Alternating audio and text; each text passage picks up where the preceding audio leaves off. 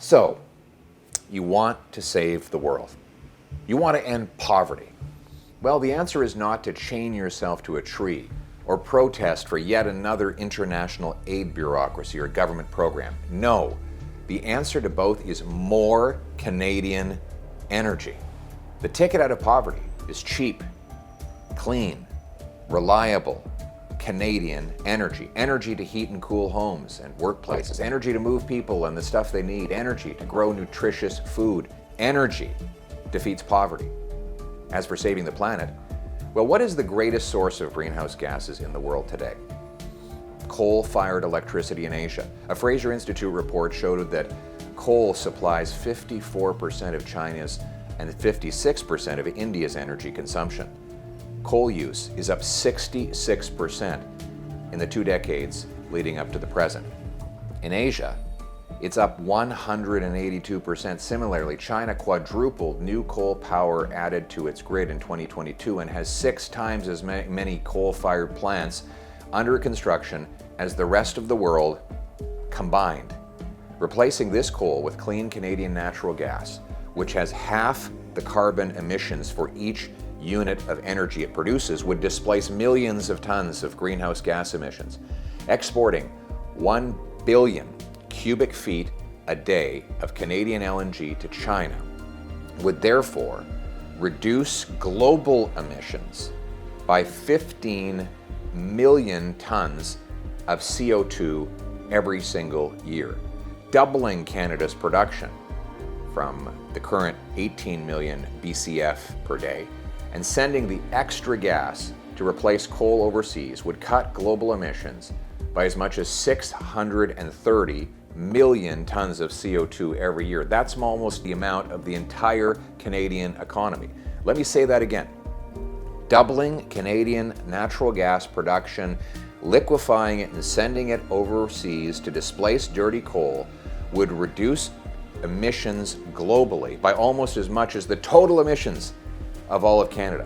A National Bank study showed recently that if we replaced half of India's coal-fired electricity demand with Canadian gas, it would cut global emissions by 2.5 billion tons. That's 3 times the emissions of all of Canada.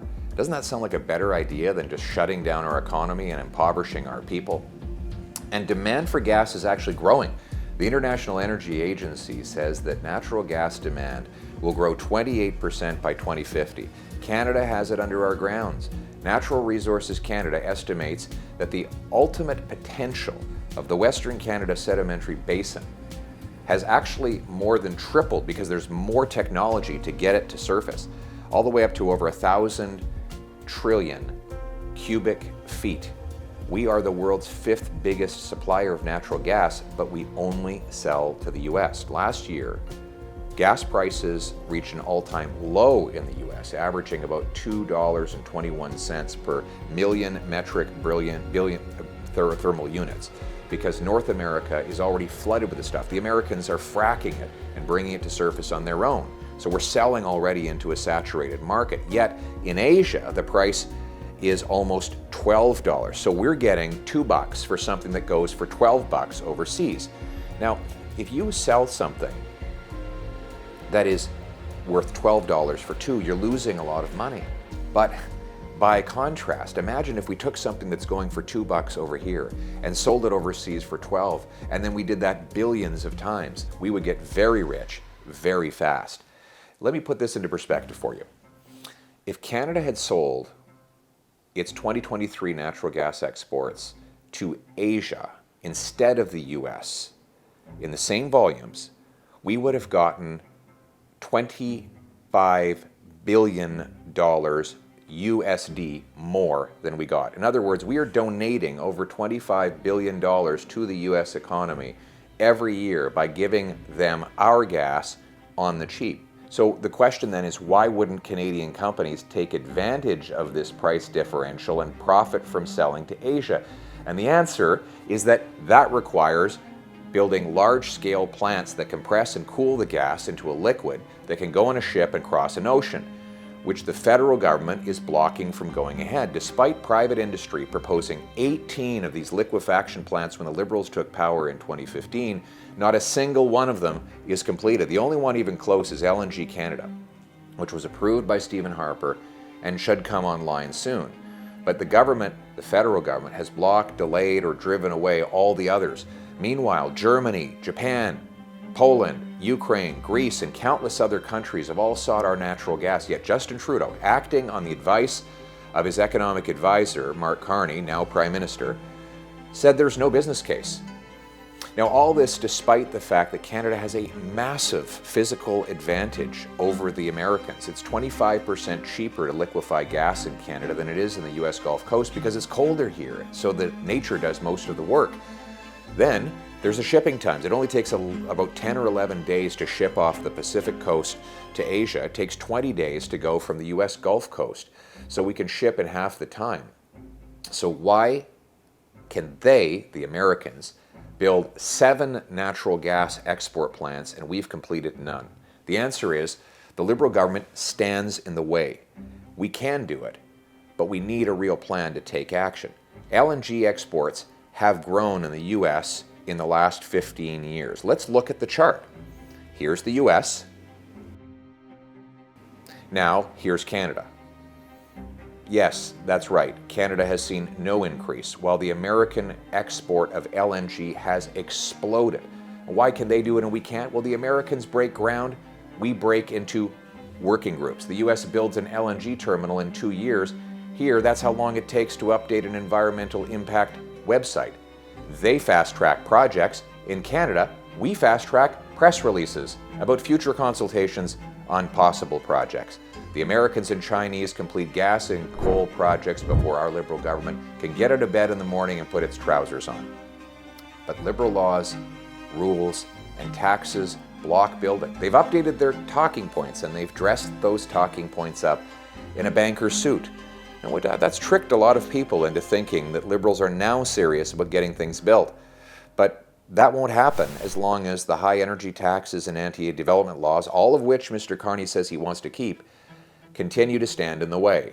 So here's our plan. First, axe the entire carbon tax, including the industrial carbon tax that makes it too expensive for LNG production, liquefaction to go ahead. The US has no such tax, nor do most of our competitors. We must beat them on costs if we're going to beat them to foreign markets. Second, we need to get rid of energy production caps on oil and gas so our industry can actually grow. Third, we need to scrap the No New Energy Law, C-69, that makes us probably the slowest place in the developed world to grant permits.